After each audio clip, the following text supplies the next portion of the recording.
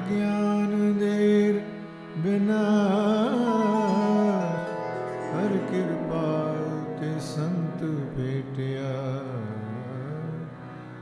ਨਾਨਕ ਮਨ ਪ੍ਰਗਾਸ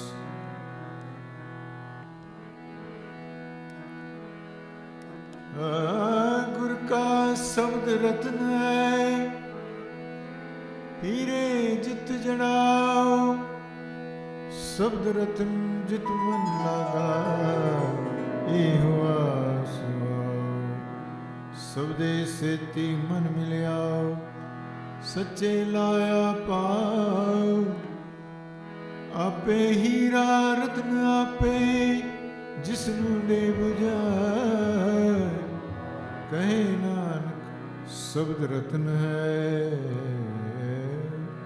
ਹੀਰੇ ਜਿਤ ਜੜਾਓ ਐਸੋ ਹੀਰਾ ਨਿਰਮਲ ਨਾਮ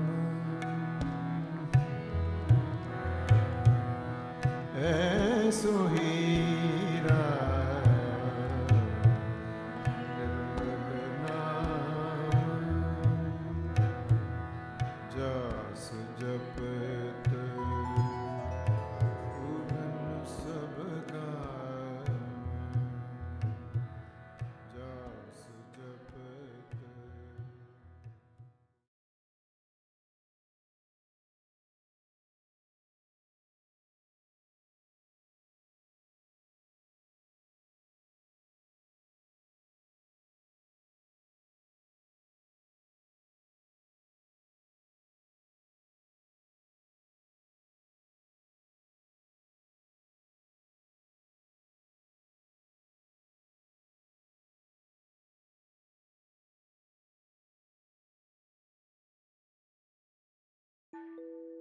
Healthcare personnel witness deaths of their patients from many different causes, and often attend the dying at the bedside in their last precious moments. With over 6 million fatalities globally due to COVID-19, and the United States alone losing more than 1 million people to the disease, healthcare personnel are more aware of the fragility of life than ever before. While serving patients in their care with dedication and selfless heroism, they are also deeply concerned about their own families, friends, and communities. Death is inevitable. The question is not if, but when. How will I die? What is a good death? What's next, if anything, after this life? These universal questions have been pondered in the East and in the West from prehistoric times until today. There are various responses to our common human destiny, depending on cultural background, philosophical tradition, and personal understanding. In Good Death, Auspicious Rebirth, we focus on patients whose religious beliefs originated in India and spread worldwide. Compassionate care at the end of life requires creating and maintaining a safe, quiet, and comfortable space for a person in their precious last moments. Healthcare professionals, students in training, and volunteers who work in multi-ethnic communities frequently attend to patients and families whose cultural assumptions and needs are unfamiliar to them. You will encounter patients who identify with one or another religious traditions derived from India: Hindu, Buddhist, Jain, Sikh, collectively known as Dharma traditions. These distinct worldviews are not well known in countries outside of Asia. Good Death, Auspicious Rebirth will provide a general understanding of their beliefs and customs, particularly at the end of life. Our intent is that it will help you to serve these patients with greater sensitivity to their personal and spiritual needs and demonstrate our shared humanity. All people, when they even think about it, want to die easily, with grace and peace of mind. Followers of the Dharma wisdom traditions cherish a good death as a culmination of a karmically good life and a springboard to a more fortunate future incarnation or rebirth or spiritual liberation.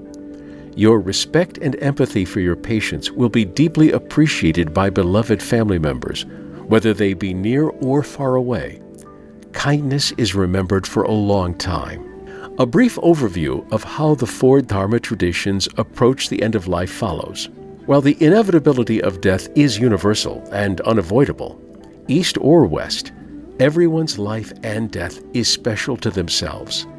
Everyone is an exception in one way or another, their experience worthy of unique honor. Our good fortune is to serve them well. May we grow in compassion and understanding for ourselves and every person in our care.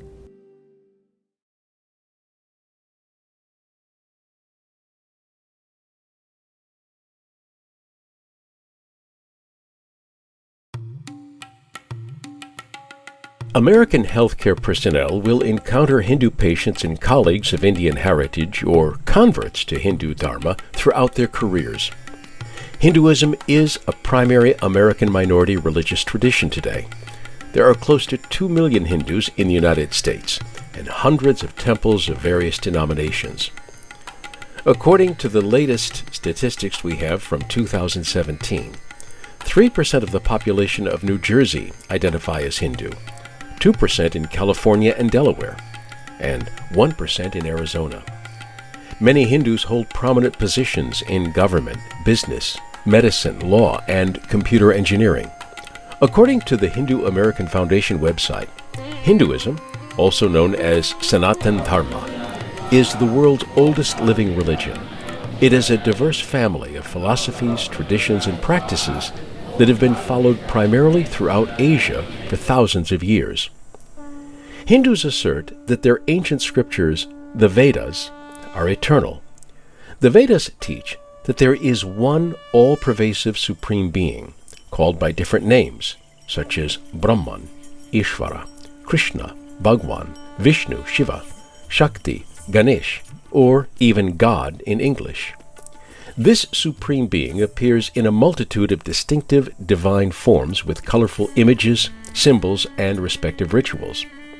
Many Hindus assert that Brahman is completely formless, beyond any visual representation whatsoever.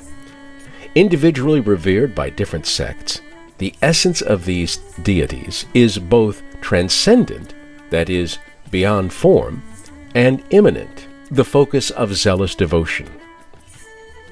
Hindus also believe that the universe of multiple worlds undergoes endless cycles of creation, preservation, death, destruction, and renewal. Time is not linear, with one fixed creation by God, or an apocalypse, as in Abrahamic belief. Approaching death with happiness and contentment is the result of a life dutifully lived in line with Hindu Dharma, that is, ethical principles, with the joy of family and friends around you. A good death is a reward of righteous moral actions, that is, good karma. How you have lived in this life determines how you will reincarnate in the next. Depending upon your actions, your essence, Atman, Jiva, or soul, may be reborn in a lower world of pain and suffering, or happily in a higher world, to revel in Lord Krishna or another manifestation of supreme reality.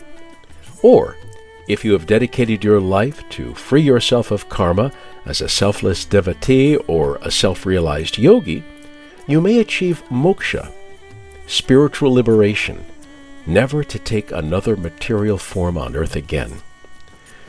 You may have heard of samsara, not the perfume or the rock group. It's a Sanskrit term for the cycle of birth and death over many lives, propelled by your intentional actions and reactions, or karma.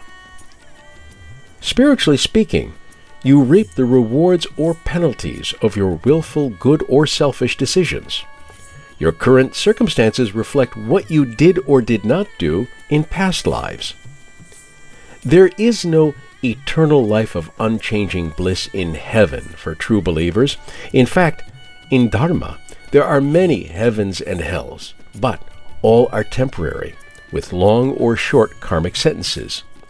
All beings are evolving to ultimate liberation or blissful service once they have dealt with their negative karma, the cause of suffering. The complexity of Hindu scriptures and the diversity of spiritual practices is taught and modeled by religious professionals of all sorts: gurus, yogis, swamis, acharyas, pundits, and many others. In the West, perhaps Maharishi Mahesh Yogi of Beatles fame and A.C. Bhaktivedanta Swami Prabhupada of the Hare Krishna movement, or ISKCON, are best known. Other luminaries, like Paramhansa Yogananda, of the very widely read Autobiography of a Yogi, was an early pioneering guru in America. Mata Amritananda Mai, affectionately known as Amma, the tireless hugging saint, is revered throughout the world at the highest levels for her massive humanitarian projects, disaster relief efforts, and healthcare philanthropy. Sadhguru has published many books and has a huge following throughout Asia and the West. Medical professionals must be acutely aware that Hindus have large extended families that are very close. Patients will probably have many beloved relatives traveling from near and far, pandemic or not, who will want to bring home-cooked meals and sleep in the same room as the patient or nearby. In traditional Hindu families, treatment decisions for a patient will be openly discussed with loving concern, but deference is usually given to the eldest male child's decision. Nevertheless, there can be sharp generational differences within families regarding a patient's desire for care and/or religious needs. Negotiating care can be a delicate matter requiring group consensus. The immigrant elders are usually more conservative. Advice from Indian medical professionals or Hindu clerics may be helpful. Family members will want to offer favorite foods or delicacies to the patient. Vegetarian meals may be requested. Family members may offer to interpret for elder patients who may not speak English well, or who may be too ill to verbalize their needs. Be grateful for their assistance. Asian Indian patients may also want to include holistic or natural Ayurvedic remedies as part of their palliative care regimen. You must be especially sensitive to the concerns of elder female patients raised in India. They must be attended to by female staff only. Modesty is extremely important to them. There is usually little or no concern expressed by younger first or second generation Hindu Americans. Patients and their families will want to have religious pictures displayed to gaze on for spiritual elevation. Devotional music will be desired as well as other religious items like statues, flowers, and lights. At home, candles and incense would be burned. Hindus often recite mantras and hymns with long strings of 108 beads, like rosaries. This is called japa.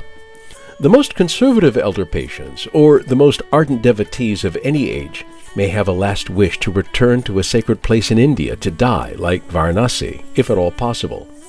The family and Hindu community will help facilitate the pilgrimage.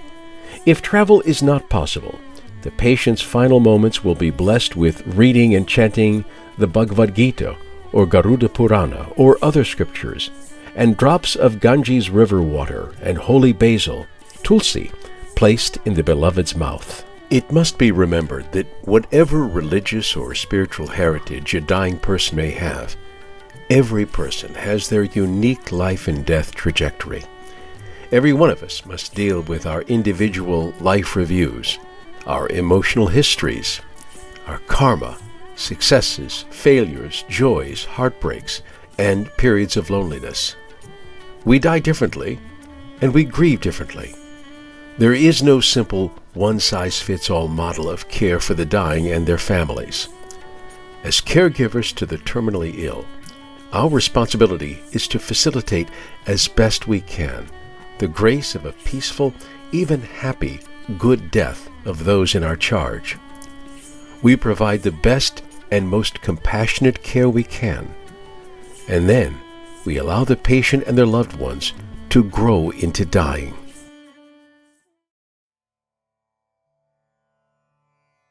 Jainism. Ahimsa Paramo Dharma. Nonviolence is the supreme religion. Chances are that as healthcare practitioners, you are more likely to encounter Jains as colleagues rather than patients. Though a tiny minority, Jains have achieved social prominence and influence wherever they've settled.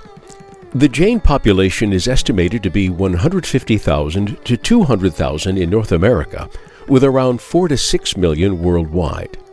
They strive for excellence and harmony in whatever they do on both the material and spiritual planes. Jains are most renowned for embodying ahimsa, or non-violence, and the non-harming of any life. This virtue greatly influenced the way of life and politics of Mahatma Gandhi and Dr. Martin Luther King Jr., and many social and environmental activists. Jain philosophy prioritizes personal responsibility for all forms of life, from the elemental and the microbial levels to the largest animal, in every aspect of daily life. Jains put great emphasis on deep study of their ancient scriptures and scrupulous application of their ethical standards.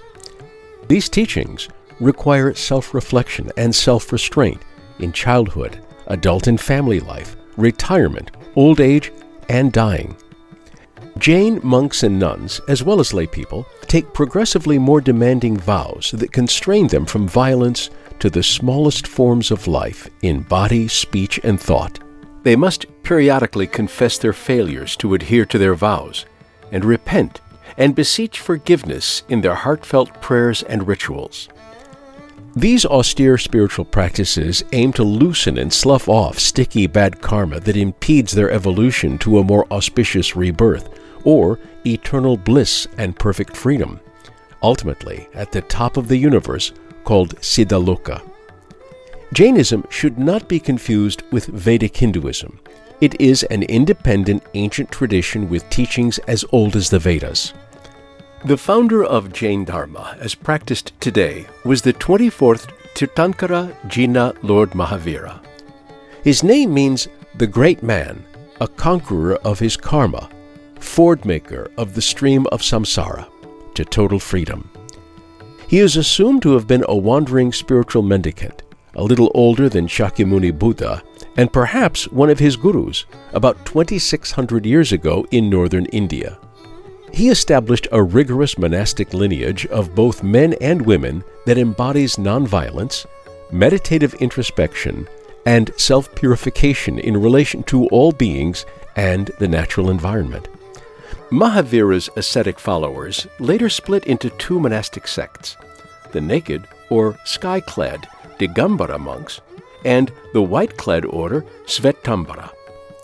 Both sects of wandering renunciants rely completely on their lay supporters for minimal daily food and protection from the elements, since they own nothing and may not touch money. In fact, the widely recited prayer by all Jains, the Namaskara mantra, reveres the hierarchy of Jain teachers as models of inner development, detachment from all passions and desires throughout life until the moment of death. A harmless, pure vegetarian or the modern vegan diet is very important for Jains throughout their lives, and especially as they approach death to shed bad karma. It is to be noted that the Jain diet avoids root vegetables like potatoes, onions, ginger, and garlic, which may disturb life in the soil. Periodic short and long fasts, too, are commonly practiced throughout the calendar cycle, especially by women. It is extremely important to ask the patient or family what is required or forbidden. Gradual, supervised abstinence from food and liquids when the end of life is certain is considered the highest form of ahimsa. It is considered a heroic spiritual practice and is applauded by the Jain community as a good death. This ancient practice, called salekana, literally thinning out of existence, is conscientious living while dying. Salekana is not suicide. Suicide involves harming the body, with or without medical assistance, with an intention of ending life. Salekana is only observed when death is inevitable due to incurable or untreatable illness or conditions with no hope of survival. The dying person fully accepts and prepares for their death with a balanced and clear mind, traditionally taking vows with a spiritual preceptor who guides them to complete detachment from the passions of the body and the mind in deep meditative absorption. The Jain devotee will quietly meditate and listen to or recite sacred teachings to ask for forgiveness from every eternal soul, or jiva, anywhere in the universe where they may have done harm in a past life. Salekana is a distinctively Jain practice. It is a long and scrupulously planned spiritual discipline to achieve liberation from cyclical rebirths. To avoid all evil, to cultivate the good, to purify one's mind. This is the teaching of the Buddha. Buddhism, like Vedic Hinduism and Jainism, originated in India thousands of years ago. Thanks to widespread trade by land and sea, the Buddhist teachings of wisdom and compassion spread steadily throughout southern, eastern, and northern Asia, morphing into distinctive ethnic traditions. Vast collections of teachings and commentaries were memorized and transmitted orally, and later written down and translated and retranslated into many different unrelated languages outside of India. Over centuries, many layers of the earlier teachings were interpreted and absorbed by other ancient worldviews, such as Confucianism and regional shamanist traditions. Today, there are more than 500 million people throughout the world who identify as Buddhists of one regional tradition or another. About 2 million Buddhists of various Asian ethnicities and mainstream populations reside in North America. Healthcare practitioners may frequently encounter older Buddhists at the end of their lives who do not understand English well. These elders may be lonely, fearful, and require younger family members to speak for them at the bedside. When entering the room of a Buddhist patient, make every attempt to do so in a calm state. Do not appear to be hurried or distracted in any way. Relax, take a deep breath, and listen empathetically to their needs. Simply ask when you don't understand clearly what the patient requires to be more comfortable. Sometimes, silence and a relaxed body language can convey more comfort than words. Like the followers of the other Dharma traditions you attend to, Buddhist patients and their families deserve to be treated with a tender heart and open mind to meet their unique cultural and spiritual requirements. Buddhist devotional practices can differ, even within the same language family or ethnic group. Theravada Buddhists from Sri Lanka, Myanmar, Laos, Cambodia will recite in Pali, the language of the oldest scriptures, but they speak their modern native languages among themselves. Mahayana Buddhists, including Zen practitioners from East Asia, will recite and chant in Chinese, Vietnamese, Japanese, or Korean translations of Sanskrit texts. Northern Buddhists, who practice the Vajrayana or Diamond Vehicle Buddhism, the tradition of the Dalai Lama, will chant mantras and pray in Tibetan to a pantheon of mind-created divine beings of wisdom who are called bodhisattvas. Many North Americans, black, white, Hispanic, have converted to these diverse traditions and have been deeply influenced by them. Some Western practitioners may be very helpful as cultural interpreters for medical staff who are unfamiliar with Buddhist devotional practices. Like Hindu and Jain Dharma, the Buddha Dharma does not posit one eternal, omniscient, and omnipotent God that created the world, nor an apocalypse at the end of time. Buddhism assumes that our universe, or multiple cosmic worlds, are interconnected and interdependent, and forever changing over many light years endlessly. All living beings are born, die, and are reborn, taking different forms in different worlds on account of causes and conditions, their karma, over innumerable lifetimes. Unlike Hindus and Jains, though, Buddhists do not believe in an eternal soul or personal identity that passes from one lifetime to another. Rather, the Buddha taught that everything is impermanent. Nothing ever remains the same. According to Buddhist analysis of reality, everything is composed of constituents which are themselves composed of interactive parts, all interdependent on each other. A person is a temporary form of changing causes, conditions, and habits. The mind is a transient phenomenon of karmically linked mental processes, a stream of thoughts, or consciousness that evolves as it takes on other forms on account of persistent desires, or clinging to ephemeral pleasures. There is no permanent, unchanging, pure soul that can rise to the top of the universe, as in Jainism. The historic Buddha is believed to have been an awakened, almost superhuman being who taught that individuals must be lamps unto themselves. Buddha Dharma teaches that our birth as a human is very precious. It is only in human birth that we can see our experience of the world as it really is, beyond our karmic conditioning, and eventually become free of the cycle of samsara, being born, growing old, getting sick, and dying after a short or long life. Buddhism teaches the truth of our human potential to achieve an end of suffering where our attachment to transient things and false concepts about this world dissolve. Nirvana is the blowing out of desire and futile craving. All Buddhist practices are said to lead to the end of suffering in this life or future lives. In the Mahayana and Vajrayana worldviews, the good karma you made can lead to rebirth in a pure land or superconscious meditative realm of the Bodhisattva, where spiritual freedom is rapidly attained and assured.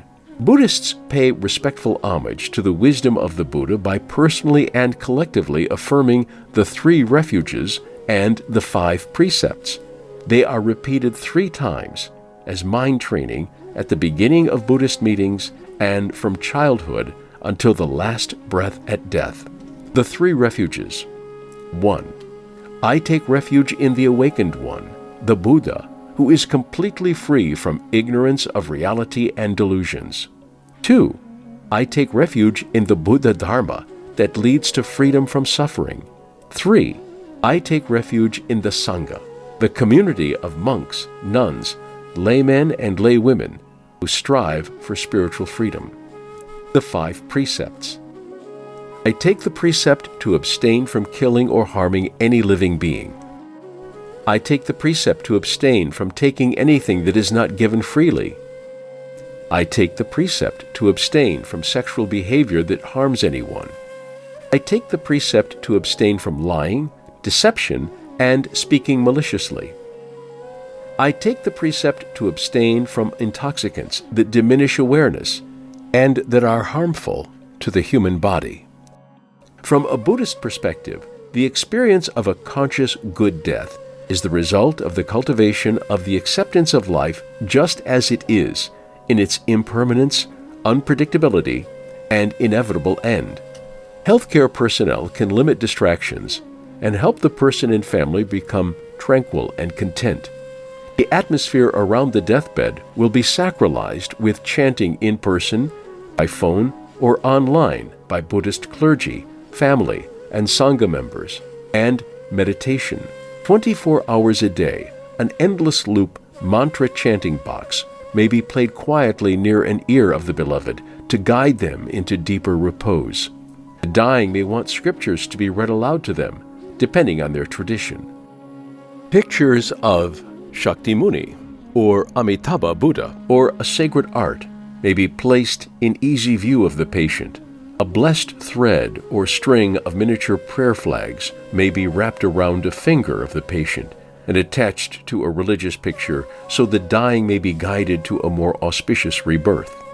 A ritual of releasing life, saving living beings from unnatural death, like buying bait worms and burying them in your garden, freeing crickets, relocating and freeing live animals like fish that would be eaten as food, may be practiced by the terminally ill and family and friends to help make positive merit, that is, good karma, to extend life or avoid rebirth in a lower realm.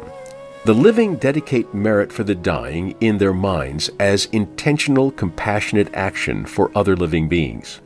Ideally, at death, the body of the deceased should not be disturbed as long as possible, for hours or even days, as a person's consciousness is believed to be associated with the body after the common physiological signs of life cease to be.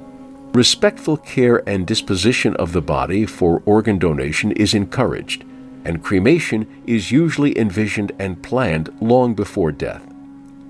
Verses 1 and 2, the Dhammapada. We are what we think. All that we are arises with our thoughts. With our mind, we make the world. Speak or act with an impure mind, and suffering will follow you, like the wheel follows the foot of the ox that draws a cart. We are what we think. All that we are arises in our mind. With our mind, we make the world. Speak or act with a pure mind, and happiness will follow like your shadow that never leaves you. Only a fool does not remember death. Guru Granth Sahib, 267. Sikh Dharma, or Sikh Dharam, is the youngest of the major Indian religions. It began in the Punjab region of the Indian subcontinent with Guru Nanak, born in 1469. It is the world's fifth largest organized religion, with over 25 million adherents worldwide today.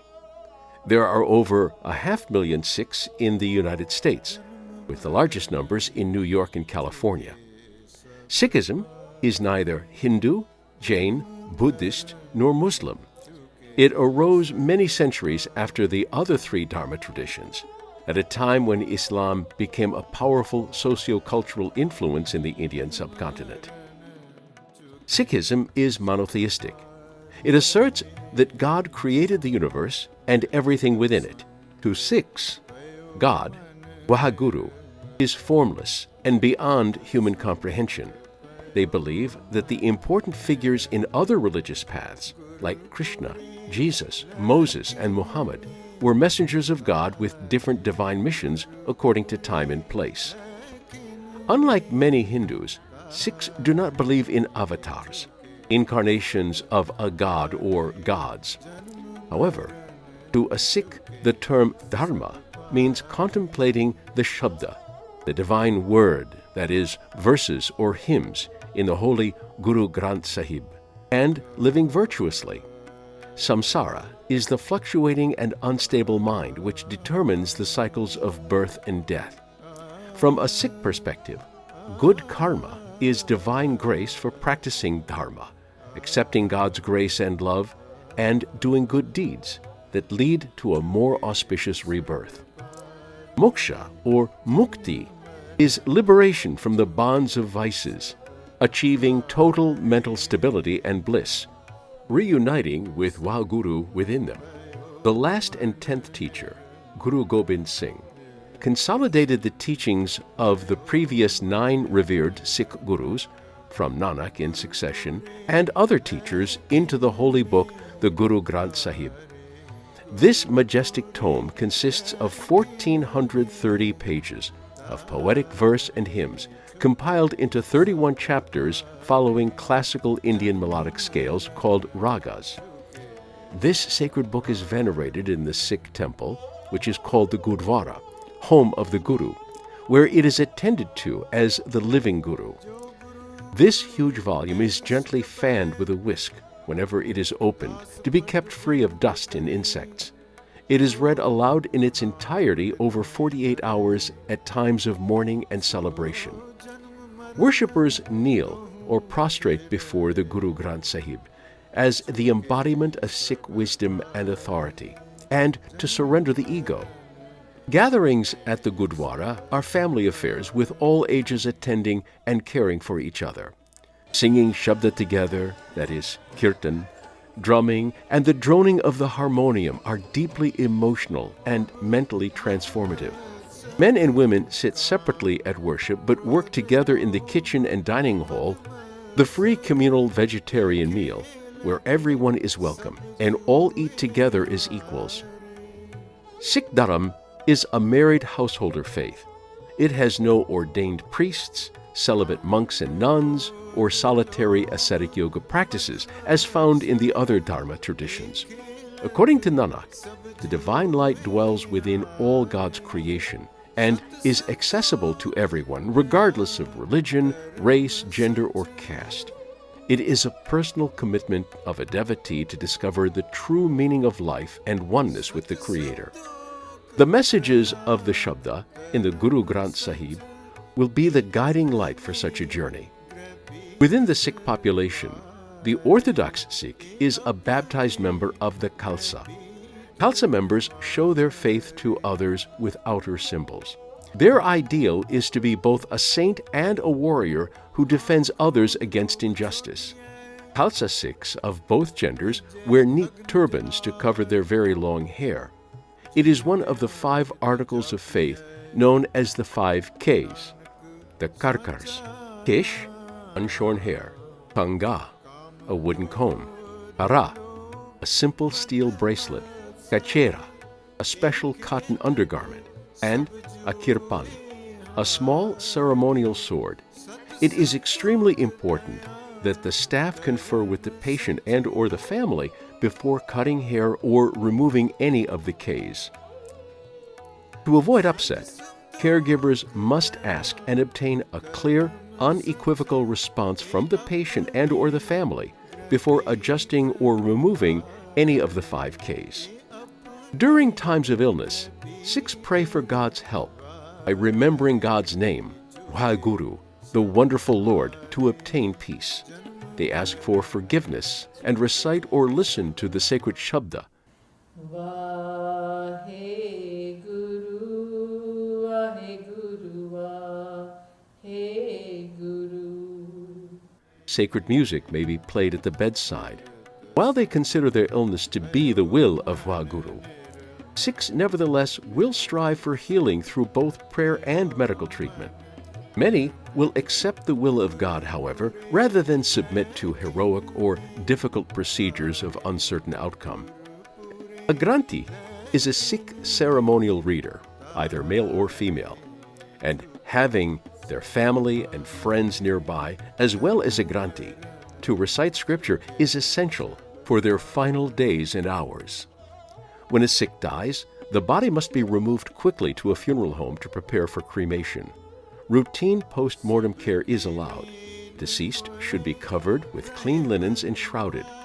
All the 5 Ks must be treated with utmost respect, never touching the floor or placed in an unclean environment. They must remain with the body.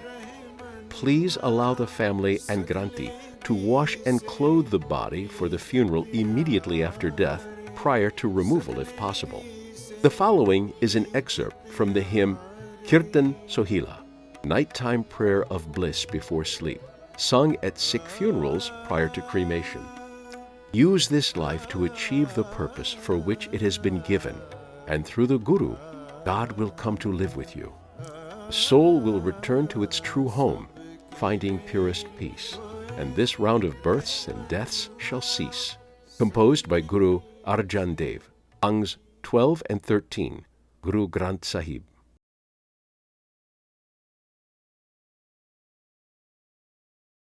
Good Death, Auspicious Rebirth has briefly scanned the 4 ancient Dharma traditions practiced by some of the patients and colleagues you are likely to encounter in your healthcare practice and meet in your daily life. Many, many millions of people follow variations of these religions throughout the world. They accept karma and rebirth as given truths. They believe that all purposeful actions reap positive or negative consequences based on the intention or mindset of the person who performs them. According to these traditions, the intertwined series of multiple causes and effects has led to our current status of birth as a human being. Our willful actions today lead to the conditions of our next birth. Among all living beings on the planet, human birth is rare and precious. We can think and speak complex languages. We have free will. Yet we find ourselves in painful entanglements due to unskillful, selfish behavior. The Dharma traditions emphasize that our state of mind, our consciousness, our awareness is critical, even decisive, when we are dying. It determines how we transition from this life, how we progress through intermediate stages of consciousness, and how we prepare for and meet our next life. A good death launches an auspicious rebirth. Right end-of-life care really matters. Each Dharma tradition has its distinctive rituals and customs for the end of life that are expressed in a wide array of languages and ethnic flavors. Medical caregivers, support staff, trainees, and volunteers must welcome the different rites and expressions of these traditions and allow loved ones to gather around the dying as they wish. Birth and death are processes unique to each individual. An ambience of affection and acceptance is very important for the dying and the loved ones at the bedside, whether in a hospital, hospice, or at home. Compassionate care for the dying in the Dharma traditions requires respect, understanding, and fullness of heart. We are all mortal and part of one humanity. Others are ourselves. May we provide the best care we are capable of at the end of this precious life.